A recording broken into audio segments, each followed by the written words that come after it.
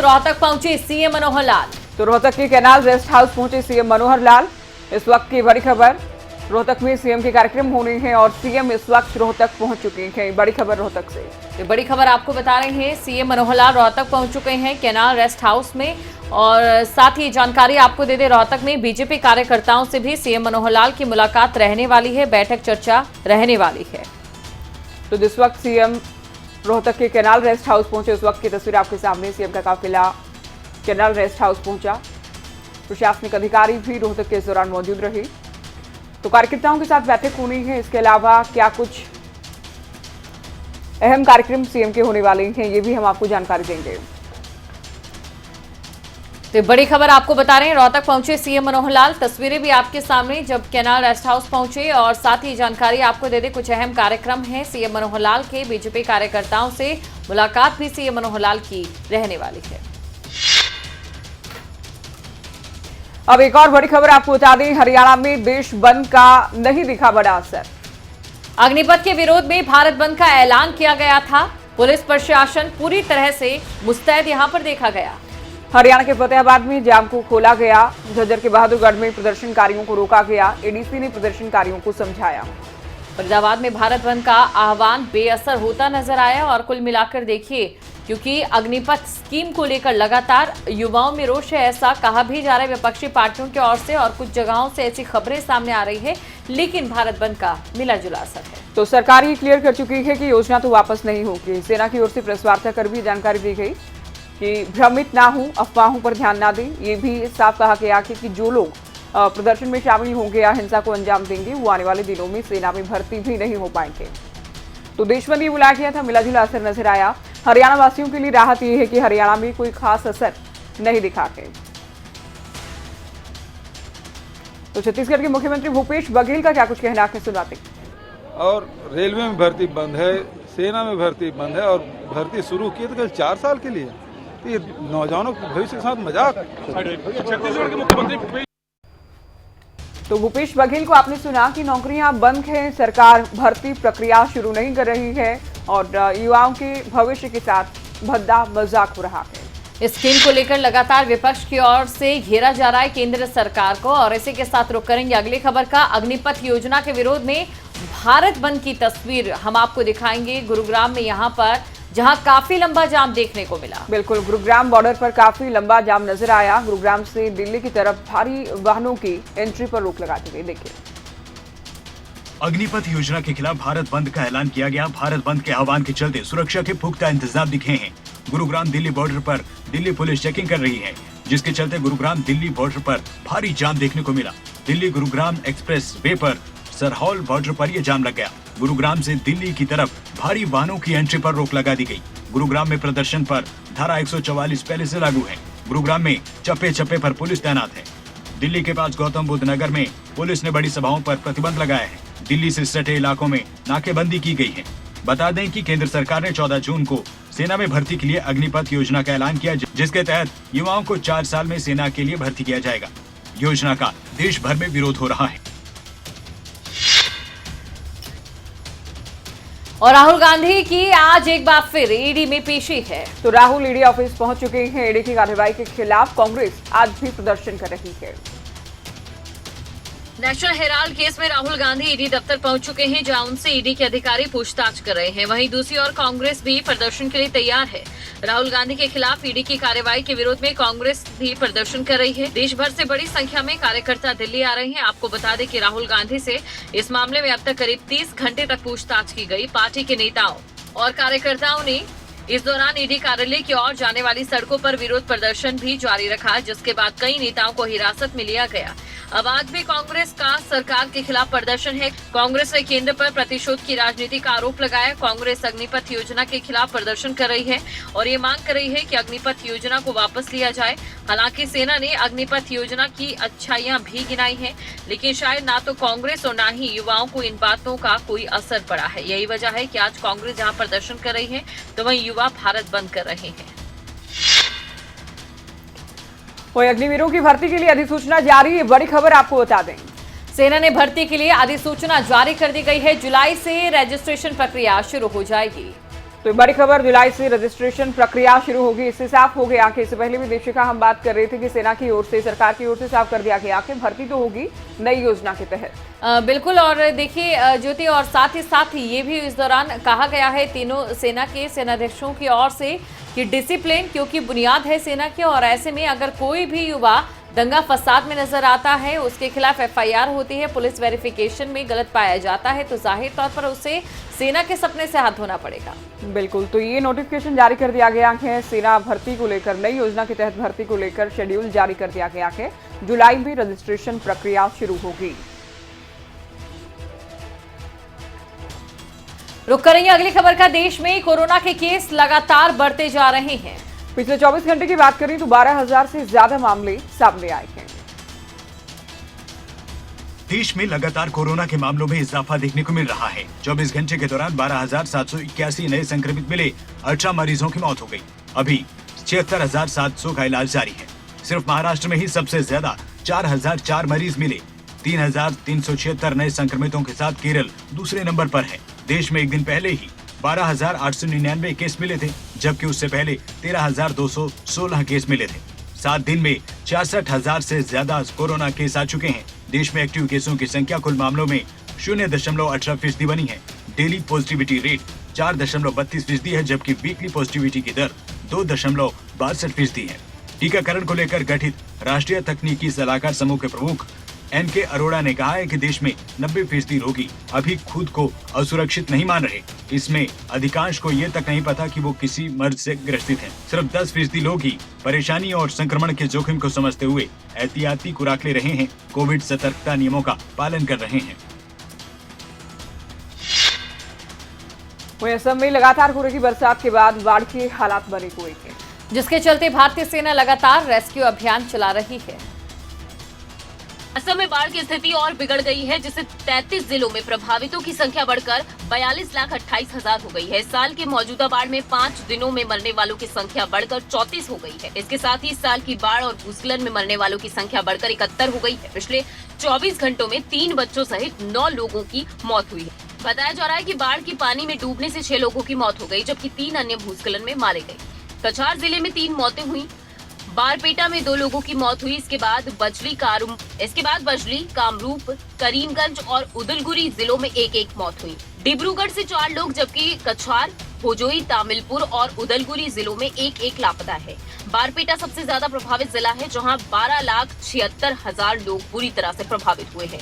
दरांग में करीब 4 लाख लोग बाढ़ के पानी में डूबे हुए हैं, जबकि नगांव में 3,64,000 से ज्यादा लोग बाढ़ के कारण पीड़ित हैं। बाढ़ पीड़ितों का कहना है कि उन्होंने अब सब कुछ भगवान पर छोड़ दिया है, क्योंकि स्थिति बदतर होती जा रही है। और चलिए अब इसी के साथ एक बड़ी खबर का रुख करेंगे, जो कि हिमाचल प्रदेश के शिमला से आ रही है, जहां ट्रांसफार्मर में भीषण आग लग गई है। तो आग की चपेट में आया बिजली विभाग का दफ्तर। ये बड़ी खबर, कई मकान और गाड़ियां भी आग की चपेट में आई। आग पर काबू पाने में दमकल कर्मचारी जुटे हैं और अभी आग लगने के कारणों का खुलासा नहीं हो पाया है। तो ट्रांसफार्मर में आग लगी, बिजली विभाग का दफ्तर और साथ लगते कई मकान भी चपेट में आए। आप देख सकते हैं भीषण आग लगी। एक चिंगारी के चलते ट्रांसफार्मर ने आग पकड़ी और आसपास के मकान भी आग की चपेट में आए। अभी आग बुझाने के प्रयास हालांकि जारी किए। और बिल्कुल तस्वीरों में आप देख सकते हैं आग लगने की वजहों का भी पता नहीं चल पाया है, लेकिन जैसा कि आप तस्वीरों में देख सकते हैं कि अगर ये आग फैलती है तो जाहिर तौर पर आसपास के पेड़ों के जरिए काफी भीषण ये साबित हो सकती है। खबर पर अधिक जानकारी के साथ संवाददाता प्रदीप ठाकुर हमारे साथ जुड़ चुके हैं। प्रदीप, सबसे पहले जानना चाहेंगे मौजूदा स्थिति क्या है? बिल्कुल, देखिए इस वक्त की अगर ताजा हालात की बात करें, हालांकि आग अब बुझ चुकी है, क्योंकि पहले तो अग्निशमन विभाग कोशिश करता रहा आग बुझाने की, लेकिन उस दौरान कोशिश जो है वो सफल नहीं हो पाई थी। और अभी कुछ देर पहले ही शिमला में बारिश हुई है, भारी बारिश हुई है, तो उससे कहीं ना कहीं आग बुझाने में मदद मिल गई है। लेकिन जो ताजा हालात इस वक्त की हम अगर बात करें तो वहां पर जो नुकसान हुआ है उसका आंकलन का काम चला हुआ है। अग्निशमन विभाग के भी, पुलिस के भी विभाग के भी कर्मचारी पहुंचे हैं, क्योंकि यहाँ पर जो यूएस क्लब है, यहाँ पर ट्रांसफार्मर में ये आग लगी थी पहले। शॉर्ट सर्किट इसका भी कारण बताया जा रहा है। और इसके साथ साथ बिजली बोर्ड का दफ्तर, उसके साथ ही साथ बिजली बोर्ड के दफ्तर में भी आग लगी है, उसको काफी ज्यादा नुकसान हुआ है। और उसके साथ लगते कुछ मकान थे, सरकारी रिहाइश जो एक तरह से है, तो उसमें भी जो है आग लग गई थी, लेकिन उसको बुझा लिया गया था समय रहते और कुछ गाड़ियों को भी नुकसान हुआ है। तो कह सकते हैं कि फिलहाल कंट्रोल जो है स्थिति यहाँ पर हो चुकी है। बहुत शुक्रिया प्रदीप ठाकुर, ये पूरी जानकारी आपने दी। तस्वीर आपके सामने, स्थिति अभी काबू में है, ये अपडेट दे रहे थे प्रदीप ठाकुर। तो शिमला से बड़ी खबर आपको बताई। शिमला में ट्रांसफार्मर में भीषण आग लगी और उसके बाद ये कह सकते हैं कि जो यहाँ पर बरसात हुई है उससे आग बुझाने में काफी ज्यादा मदद भी मिली है। वहीं यूपी के अलीगढ़ में नगर निगम की बड़ी लापरवाही सामने आई, जहां पानी से भरे नाले में स्कूटी सवार दंपत्ति गिर जाते हैं। तो घटना का ये वीडियो भी वायरल हो रहा है, आप देख सकते हैं तस्वीरें। तो नगर निगम की बड़ी और जानलेवा लापरवाही सामने आई है। हालांकि गनीमत ये रही कि समय रहते दंपत्ति को बाहर निकाला गया।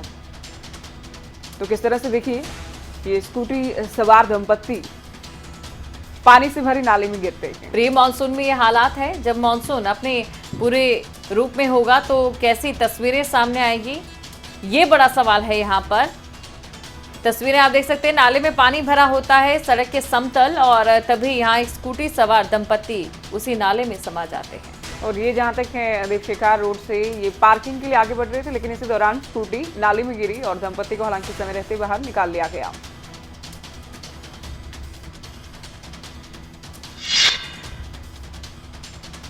और चलिए अब इसी के साथ रुक करेंगे एक और बड़ी खबर का, जहां छत्तीसगढ़ में ट्रेन पर चढ़ते समय यात्री का पैर फिसल गया और देवदूत बनकर पहुंचे आरपीएफ जवान ने बचाई जानी। तस्वीर आपके सामने बहुत बार दीपिका इस तरह की तस्वीरें सामने आती हैं। घटना का वीडियो भी सोशल मीडिया पर वायरल हो रहा है। बिल्कुल, और देखिए कि ये कहा जाता है जल्दबाजी से देर भली, यहाँ पर अगर समय पर आरपीएफ जवान नहीं पहुंचता तो क्या बड़ा हादसा यहाँ हो सकता था, आप अंदाजा लगा सकते हैं। बिल्कुल, तो वायरल ये वीडियो भाटापारा रेलवे स्टेशन के प्लेटफॉर्म नंबर 3 का बताया गया है। तो समय रहते रेलवे पुलिस के जवान ने जान बचाई है युवक की। तो ये जानलेवा जल्दबाजी और जानलेवा लापरवाही इसे कहा जाएगा। हालांकि समय रहते बचा लिया गया है, ये वाकई बड़ी राहत। और इसके बाद आरपीएफ जवान की सराहना भी की जा रही है। अपनी जान पर खेलकर उसने एक व्यक्ति की जान बचाई है।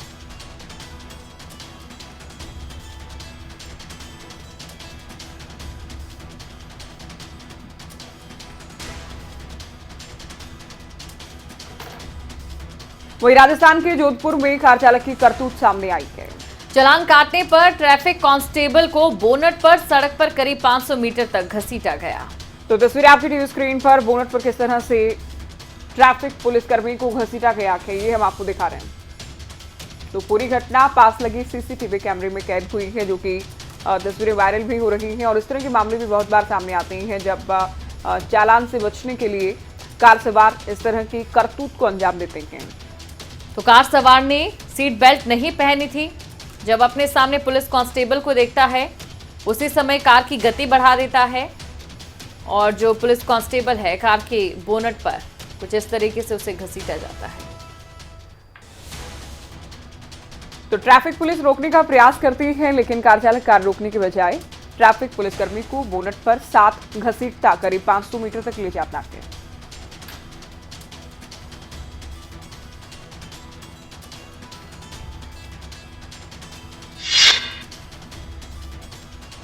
और चलिए अब बात करेंगे दुनिया की खबरों की। फ्रांस में सियासत गरमाई हुई है।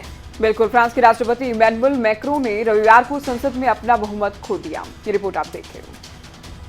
फ्रांस के राष्ट्रपति इमैनुअल मैक्रों ने रविवार को संसद में अपना बहुमत खो दिया। इसके बाद से वहां पर सियासत गरमाई हुई है। बता दें कि हाल ही में हुए चुनावों में फ्रांस के राष्ट्रपति मैक्रों और धुर दक्षिणपंथी नेता ली पेन के बीच कांटे की टक्कर हुई, लेकिन इमैनुअल मैक्रों ने ये बाजी जीत ली थी। संसद में बहुमत खोने के बाद इमैनुअल मैक्रों अपनी कुर्सी बचवाने के लिए एक नए गठबंधन को सोचने पर मजबूर हो गए हैं। मैक्रों राष्ट्रपति चुनाव में जीत के बाद अपने सहयोगियों के साथ अगली नेशनल असेंबली में सबसे बड़ी पार्टी बनाने की राह पर थे, लेकिन हालिया घटनाक्रमों को देखते हुए उनके समर्थन में 200 से लेकर 260 सीटों का ही समर्थन है, जो कि बहुमत के 289 सीटों से कम है। इन सब के बीच सरकारी प्रवक्ता ओलिविया ग्रेगायरी ने ये बयान दिया कि बेशक ये पहली बार है जो कि निराशाजनक है, हम अपेक्षा से कम है। गौरतलब है कि हाल ही में हुए राष्ट्रपति चुनाव में महंगाई, रूस का यूक्रेन पर हमला और इस्लाम का बड़ा मुद्दा राष्ट्र में बनकर उभरे थे। मैक्रों ने देश की जनता से कई सारे चुनावी वादे किए, वहीं हरियाणा में निकाय चुनाव होने के बाद अब उम्मीदवारों की किस्मत ईवीएम में कैद हो चुकी है और ईवीएम स्ट्रांग रूम में रख दिया गया है। तो 22 जून को ईवीएम को खोला जाएगा। फतेहाबाद में स्ट्रांग रूम के बाहर कैसी है व्यवस्था, इसका जायजा हमारे संवाददाता जसपाल सिंह ने लिया है। देखिए, शाम को चुनाव होने के बाद ईवीएम अब स्ट्रांग रूम में पहुंच चुकी है। फतेहाबाद के कम्युनिटी सेंटर है जहां पर ईवीएम रखी गई है, स्ट्रांग रूम बनाए गए, वहीं काउंटिंग सेंटर भी बनाया गया है। आप देख सकते हैं कि सामने काउंटिंग सेंटर है और इस साइड जो है स्ट्रांग रूम बनाए गए हैं जहां पर कड़ी सुरक्षा के बीच ईवीएम मशीनों को रखा गया है ताकि किसी प्रकार की कोई दिक्कत सामने ना आए। अब जो काउंटिंग है वो 14 राउंड के अंदर और 4 से 5 जो राउंड है उनमें होगी और 14 टेबल यहाँ पर लगाई गई है। तो मात्र 48 घंटों के बाद जो है काउंटिंग शुरू हो जाएगी और 58,000 यहाँ पर जो है वोटर हैं, करीब 44,000 के आसपास जो वोट हैं वो पोल हुए हैं और 101 पार्षद पद के उम्मीदवार हैं और 12 चेयरमैन पद के उम्मीदवार हैं और कड़ी सुरक्षा के बीच ईवीएम मशीनों को यहाँ पर रखा गया है। हमारे साथ शहर थाना प्रभारी है ओम प्रकाश, उनसे बातचीत करेंगे किस प्रकार की यहाँ पर सुरक्षा व्यवस्था जो है काउंटिंग सेंटर में की गई। ये बताइए किस प्रकार की जो सुरक्षा व्यवस्था यहाँ पर की गई है। पहले तो आप के चैनल के माध्यम से मैं आपको लोगों को गुड मॉर्निंग कहता हूँ। दूसरा, कल आपको पता है कि चुनाव हुआ था, तो जितनी ईवीएम मशीनें हैं, बैलेट पेपर हैं जिनके अंदर, वो यहाँ कम्युनिटी सेंटर में रखी गई हैं। उनकी सुरक्षा के लिए हमने लोअर क्वार्टर और इंटर क्वार्टर दोनों तैयार किए हैं। एक टाइम में 6 जवान ड्यूटी करेंगे, जो पिछली तरफ भी रहेंगे और आगे की तरफ भी रहेंगे। उनका एक इंचार्ज होगा। इंस्पेक्टर कपिल सिहाग इसके इंचार्ज लगाए गए हैं। तो सुरक्षा की दृष्टि से हमने किसी को भी बिना उसके नज़दीक आने की अनुमति नहीं है। ऑब्जर्वर साहब का यह आदेश है। तो जो सुरक्षा व्यवस्था जो है बिल्कुल चाक चौबंद है और कब से काउंटिंग शुरू हो जाएगी और क्या व्यवस्था यहाँ पर की गई है। 22 तारीख को सुबह 8 बजे काउंटिंग शुरू होगी। उन्होंने अंदर 14 टेबल लगाई हैं हॉल के अंदर। पब्लिक के लिए अलग गेट बनाया है, ऑफिसर के लिए अलग गेट है, सुरक्षा के लिए अलग गेट होगा। तीनों गेटों पर अलग अलग सुरक्षा होगी। ये थे ओम प्रकाश चूक थाना प्रभारी, जिन्होंने बताया कि सुरक्षा की दृष्टि से यहाँ पर पूरी चाक चौबंद है, किसी प्रकार की कोई दिक्कत का सामना नहीं करना पड़ेगा। पूरी सुरक्षा के बीच ईवीएम रखी गई है और काउंटिंग सुबह 8 बजे 22 तारीख को शुरू हो जाएगी। फतेहाबाद से खबरें अभी तक के लिए जसपाल सिंह। और सोनीपत में किसान यूनियन ने अग्निपथ योजना के विरोध में टोल प्लाजा फ्री करवा दिया। हमारे संवाददाता नितिन अंतिल की रिपोर्ट आप देखें। सोनीपत के NH 44 मुरथल टोल का है, जो बिगान टोल कहा जाता है। आप देख सकते हैं कि किसान यहां पर पहुंचे हुए हैं जो भारतीय किसान यूनियन से जुड़े हुए हैं और टोल को फ्री करवा दिया गया है और 3 घंटे तक का जो समय रखा गया, टोल को फ्री रखा जाएगा। और उसके बाद कल एक बात और कही जा रही है कि 22 तारीख को कल एक बैठक होगी और उसके बाद जो आगामी रणनीति बनेगी उसके तहत आगे कोई कार्रवाई की जाएगी। वहीं भारी पुलिस बल की तैनाती है ताकि कोई अप्रिय घटना ना घटे, क्योंकि कई जिले ऐसे थे, कई राज्य ऐसे थे जहां अग्निपथ योजना का विरोध तो हुआ लेकिन अग्नि की घटनाएं भी घटी। भारतीय किसान यूनियन चरूनी ग्रुप से जुड़े हुए नेता हमारे साथ हैं। सर, क्यों टोल फ्री किया गया, क्या कारण है, कितने घंटे तक रहेगा? जैसा कि आप सबको पता है, पहले किसान को बर्बाद करने के लिए सरकार 3 काले कानून लेकर के आई थी ताकि इस किसान को उस कानून के माध्यम से कमज़ोर किया जाए और वो किसानी छोड़ दे और ये यहाँ पर कॉरपोरेट का राज करवाया जा सके। लेकिन किसानों की एकता के सामने, विरोध प्रदर्शन के सामने मोदी जी ने माफ़ी मांगते हुए कानून वापस लिए। अब उसी से एक स्टेप आगे बढ़ करके मोदी जी किसान को छोड़ करके जवान पर उसकी गलत नीति पड़ गई है। वो चाहते हैं कि इस जहां सेना आज तक अच्छे सोल्जर तैयार करती है और उस सोल्जर का चाहे सेना में हो चाहे उसके बाद वो रिटायरमेंट के बाद होते हैं, उसका एक सम्मान होता है। लेकिन अब कॉरपोरेट के लिए सेना को सस्ते मजदूर, ट्रेंड मजदूर तैयार करने के लिए प्रयोगशाला बनाया जा रहा है। उसके विरोध में हम ये प्रदर्शन कर रहे हैं। आदरणीय गुरनाम सिंह चढ़ूनी जी के नेतृत्व में ये हो रहा है। किसान यूनियन चढ़ूनी ने युवाओं के समर्थन में तमाम हरियाणा में 12 बजे से 3 बजे तक टोल फ्री रहेंगे। आगामी रणनीति ये है 22 तारीख को, आने वाली 22 तारीख को सापला गढ़ी, सापला चौधरी छोटूराम धाम के ऊपर न केवल हरियाणा, तमाम अन्य प्रदेशों से भी नेतृत्वकारी आ रहे हैं। वहां पर आगे की रणनीति तैयार की जाएगी। जो भी वहां से निर्णय होगा उसी पर आगे बढ़ा जाएगा। तो कहीं ना कहीं जो भारतीय किसान यूनियन चंदौनी ग्रुप के सोनीपत के सदस्य हैं, उनका ये कहना है कि गुरुनाम सिंह चंदौनी के कहने के बाद उन्होंने आज टोल को फ्री किया है और 3 घंटे तक का जो समय रखा गया है। बहरहाल देखना अब यही होगा कि आगामी रणनीति जो 22 तारीख का समय दिया गया है, किसान क्या अगली रणनीति बनाते हैं और अग्निपथ योजना के विरोध लगातार जो जगह जगह पर हो रहा है, उससे निपटने के लिए सरकार प्रशासन क्या कदम उठाते हैं। सोनीपत से नितिन अंतिल, खबरें अभी तक। और बात अब गुरुग्राम की करेंगे, जहां गुरुग्राम पुलिस ने ट्रैफिक को लेकर एडवाइजरी जारी कर दी है। बिल्कुल, भारी वाहनों की दिल्ली में नो एंट्री हो गई है। प्रदर्शन को देखते हुए पुलिस ने रूट डाइवर्ट किए हैं और भारी वाहनों के लिए पंचगांव चौक से केएमपी के लिए रूट डाइवर्ट किया गया। वहीं छोटे वाहनों के लिए भी रूट डाइवर्ट किया गया है। खिड़की दौला टोल से बजखेड़ा चौक होते हुए एंट्री मिलेगी, जिसका जायजा हमारे संवाददाता ने लिया है। देखिए, केस में जहां आज राहुल गांधी की ईडी में पूछताछ है, तो वहीं कांग्रेस जो है जंतर मंतर पर एक प्रदर्शन भी कर रही है। इस बीच दिल्ली जयपुर एक्सप्रेस वे पर कुछ देर पहले यहां पर एक जाम की स्थिति जरूर बन गई थी, लेकिन फिलहाल जो वहां जाम है वो खुल चुका है और जो वाहन है वो फराटे से दौड़ रहे हैं। इस बीच हरियाणा के जो कार्यकारी अध्यक्ष है कांग्रेस के जितेंद्र भारद्वाज, वो भी दिल्ली की ओर जा रहे हैं, हमारे साथ मौजूद हैं। सर, दिल्ली की ओर जा रहे हैं जंतर मंतर पर। कुछ देर पहले यहाँ जाम की स्थिति भी थी, लेकिन अब थोड़ा खुल गया है। आज का क्या कांग्रेस प्रदर्शन करने वाली है? बिल्कुल जाम की स्थिति थी। सुबह से दिल्ली पुलिस ने सारी गाड़ियों को रोका हुआ था कि जिससे वहाँ जो हम सत्याग्रह कर रहे हैं, जिसकी कि हमने दिल्ली पुलिस से परमिशन ली थी। ये मैं बड़ा दुर्भाग्यपूर्ण और बड़ा अन्यायपूर्ण मानता हूँ कि दिल्ली पुलिस अपने आकाओं को खुश करने के लिए, अपने जो ऊपर से दिल्ली बीजेपी सरकार को खुश करने के लिए एक जनतंत्र में, लोकतंत्र में ये लोगों को रोक करके ये अन्याय कर रही है। ये दिल्ली पुलिस का। वहीं केरल के एक पुलिस अधिकारी का सोशल मीडिया पर वीडियो जमकर वायरल हो रहा है। लोग पुलिस अफसर की बहादुरी की तारीफ भी कर रहे हैं। दरअसल एक पुलिस अधिकारी ने बिना बंदूक का इस्तेमाल किए एक अपराधी से 2-2 हाथ किए और उसकी तलवार के वार को भी नाकाम कर दिया।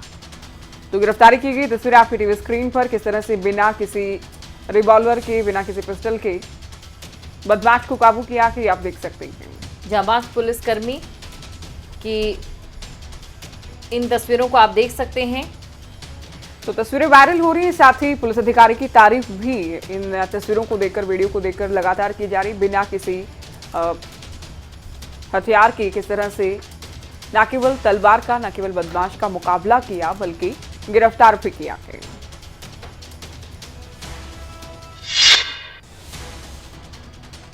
और चलिए इसी के साथ रुक करेंगे एक और बड़ी खबर का, परवाणु में, जहां पर टिम्बर ट्रेल में 8 लोग फंसे हैं। तो एक युवक का रेस्क्यू किया गया है। बाकी बड़ी खबर, टिम्बर ट्रेल में 8 लोगों के फंसने का ये मामला सामने आया है परवाणु से। अन्य लोगों को बचाने के लिए रेस्क्यू जारी है। विधायक धनीराम शांडिल ने डीसी से बात की है, तो जल्द ही सभी को बचा लिया जाएगा, ये उनका कहना है। तो बड़ी खबर आपको बता रहे हैं, टिम्बर ट्रेल में 8 लोग फंसे हैं, जिनमें से एक का रेस्क्यू कर दिया गया है। तो टिम्बर ट्रेल को लेकर आप जानते हैं कि ट्रॉली के जरिए हाइट पर जाना होता है। तो इस दौरान 8 लोग टिम्बर ट्रेल में फंसे हैं, जिनमें से एक को बचा लिया गया है। बाकी के लिए अभी रेस्क्यू ऑपरेशन जारी है। विशाल वर्मा हमारे संवाददाता फोन लाइन पर हैं। विशाल, एक शख्स को बचा लिया गया है, 7 लोग अभी फंसे हैं, क्या की अधिक जानकारी? जी, ये जो हादसा हुआ है ये सोलन के साथ लगता है जो परवाणु है, वहाँ पर टिम्बर ट्रेल जगह है, ये वहाँ पर हुआ है। रेस्क्यू अभी चला हुआ है और उम्मीद जताई जा रही है कि जो बाकी के लोग हैं उन्हें भी बचा लिया जाएगा। लेकिन इतना जरूर है कि ये पहली बार यहाँ पर ऐसा हादसा नहीं हुआ है। बहुत साल पहले भी एक बार यहाँ पे हादसा हो चुका है और उस समय भी करीब 2 लोगों की जान भी चली गई थी। उस समय मेजर किस्टो होते थे, उन्होंने जो है काफी बड़ा रेस्क्यू उस समय सेना के द्वारा चलाया गया था। लेकिन अभी जो है यहाँ पर स्थानीय तौर पर ही रेस्क्यू चला हुआ है और लोगों को बचाए जाने की पूरी उम्मीद जताई जा रही है। जी बिल्कुल विशाल, साथ ही भी आपसे दर्शकों की जानकारी के लिए जानना चाहेंगे कि क्या कुछ फिलहाल अभी ताजा स्थिति है और इस समय कैसे ये पूरा हादसा पेश आया है? बिल्कुल, जो ये ताजा स्थिति तो अभी यही है कि वहाँ पर लोगों को बचाने का कार्य युद्ध स्तर पर चला हुआ है। लेकिन जो ये घटना है यहाँ पर जो एक मोटी केबल होती है, केबल के सहारे जो है ये रोपवे चलती है और काफी बड़ी जो रोपवे है, बीच में कोई गैप भी नहीं है। अक्सर कई बार देखने में आया है कि जो उसका एक छोटा सा पॉइंट होता है, उस पर जब तार आगे चलती जाती है तो एक आगे जाकर काफी बड़ा बंदर खड़ा कर देती है। अभी जो है, लेकिन इसकी पूरी जानकारी नहीं है कि मुख्य कारण क्या रहे हैं। लेकिन माना यही जा रहा है कि जैसे पहले भी ये कारण रहा था, वो हो सकता है कि इस बार भी यही कारण रहा हो। जी चलिए, बहुत शुक्रिया विशाल वर्मा, ये पूरी जानकारी आपने दी। तो ये केबल की सहारी ट्रॉली से ज्यादा हाइट पर पहुंचा जाता है। टिम्बर ट्रेल अगर आप गए होंगे आपने देखा होगा 8 लोग फंसे, जिनमें से एक को बचा लिया गया है। हालांकि विशाल हमारे संवाददाता बता रहे थे कि पहली बार ये पहला मौका नहीं है, इससे पहले भी कई बार इस तरह की घटनाएं सामने आई। एक बार तो नौबत इतनी भी हो गई थी कि सेना के जवानों की मदद ली गई और उसमें भी 2 लोगों की जान गई थी। अब ऐसे में देखना ये होगा कि कब तक बाकी बचे 7 लोगों का रेस्क्यू किया जाता है। बड़ी खबर आपको बता रहे हैं, टिम्बर ट्रेल एक आकर्षण का केंद्र पर्यटकों के लिए, लेकिन फिलहाल परवाणु के टिम्बर ट्रेल में 8 लोग फंस जाते हैं, जिनमें से एक का रेस्क्यू कर लिया जाता है। बाकी 7 लोगों को बचाने की कोशिश जारी है।